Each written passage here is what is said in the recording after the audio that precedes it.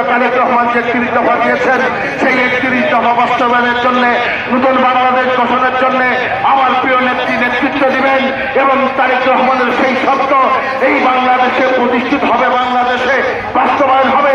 বাংলাদেশ 50 বছরের জন্য আগায় যাবে।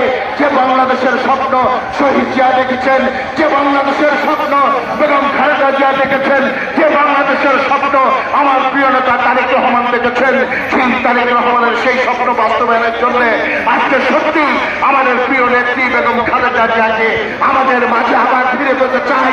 মহান আল্লাহ তাকে তুমি সুস্থ করে দাও। আল্লাহ তাকে বাংলাদেশের 18 কোটি মানুষের জন্য তাকে একটাবার সুস্থ করে দাও। আল্লাহ, এ আল্লাহ তুমি জানো যে বাংলাদেশের 18 কোটি মানুষ আজকে তার জন্য দোয়া করছে। এই ভাড়ামারা মিরপুরের 189টা ওয়ার্ডের প্রত্যেকটা গ্রামের মানুষ আজকে তার জন্য দোয়া করছে, তার চালের সাক্ষা দিচ্ছে, নফল রোজা করছে, নফল